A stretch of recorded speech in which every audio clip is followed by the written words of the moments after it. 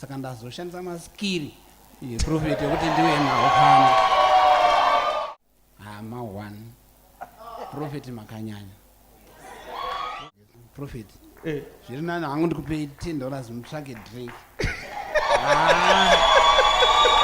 It is true kuti most of the time ana amai ndivo vanoziva madhiri evanasikana. That's why kazhinji ukaona mwanasikana anyanyonetsa pamba zvakanyanya achiita musikanzwa yevakomana, baba vanotanga kunetsana naamai nekuti ndivo vanonyanyoziva masecrets evana vavo too much. Uye dzimwe nguva mwanasikana akaita musikanzwa pamba unonzwa mai vacho vanongoti unoda kundiurayisa here nababa vako. Zvingori pachena kuti ana amai ndivo vanochengeta masecrets evana vavo. So nhasi nyaya yandauya nayo ndeyamama vairamba kuenda kumapurisa kana kumbofambira kunobvunzira kuti mwana wavo akaenda kupi, nekuti vaiziva zvavo kune mwana asi vaisada kuudza murume wavo. Asi Prophet Freddy vafumura gure pachena. Ngatizvionerei tega.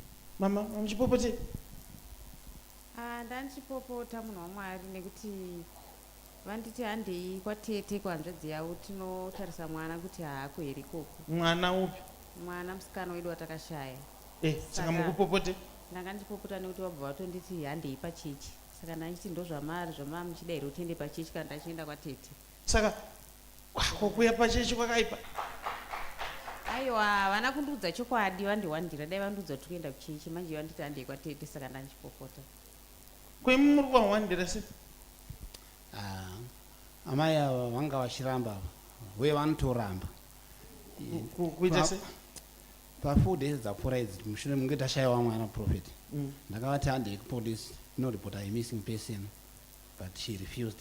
Ndikati zvihandei ka amai tinobvunzirawo somewhere pamwe tinogona kubatsirikana, and she again refused.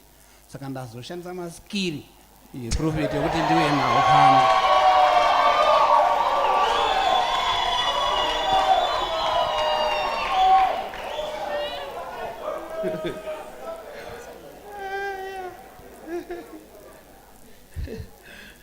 So mama, mwana uyu muri kuziva kwariri? Handisi kuziva, ndokutomutsvagawo.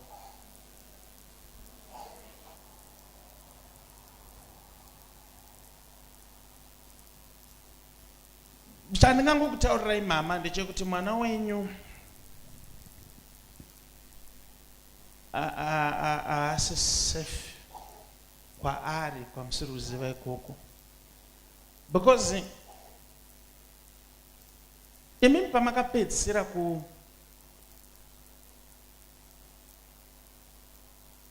kutaura naye pafoni, pane nyaya yamukoma yandiri kuona yati takamirira mukoma ndo anopa decision. Pandakapedzisira kutaura naye zveshuwa akanditi anzi mukoma wemurume wake ndiye achapa decision kuti toita sei, kana kuchiuya mari tsvagirai kuno iuye. Saka pandakazotoraya nhamba dzake. Okay, saka taakuwirirana zvedu kuti muri kuziva kwaari ka? It's so easy. But Prophet Freddy chibaba havana kunyanyoda kutaura zvakawanda about prophecy yemwana. Vangopinda mai vacho nerweseri, mai vakatanga kurotomoka vega, zvichiratidza kuti vari kuziva kune mwana. Okay, let's continue. Ndara Prophet,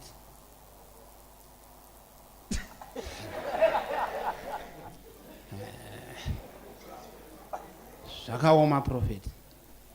Hama 1 Prophet makanyanya. Prophet makanyanya. Ndakanyanya ka? Prophet makanyanya.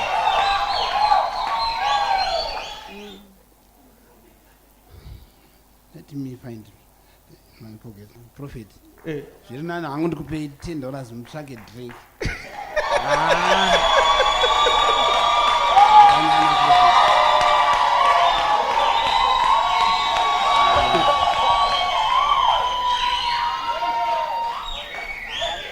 Iteni mari kai apa kutarisa kuti haisifekere, because information yandauda kuburitsa ka nekuti mandipa mari zvemari ndozvandoda, kanoda kuirane ndipe mbichana woni mari kai teni mari amenoti inotenga makuva mangani.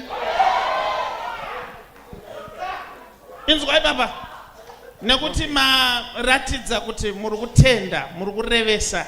But moyo wekubereka ma1 ana baba vanoda vana vavo. Mudhara wemwana anakirwa nekufambirwa kwaaitwa nyaya dzake, asvika pakutenda munhu waMwari nemukono wake we$10 US. Ndopa unoona kuti blood is thicker than water. Baba vangodzwa kune mwana wavo wavanga vambopedza mazuva echimushaya, vabva vatenda profeti nemari. Ana moms musadaro madhara aya, munomakuwadza neBP.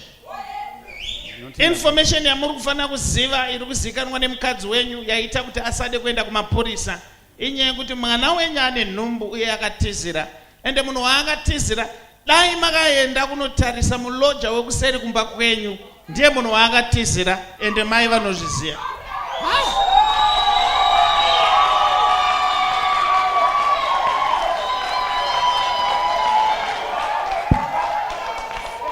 Apa nangotaurawo semunhu aonekwa mbijana. Uyo anamukoma mabhachura maakutora futi vana vemalandlord.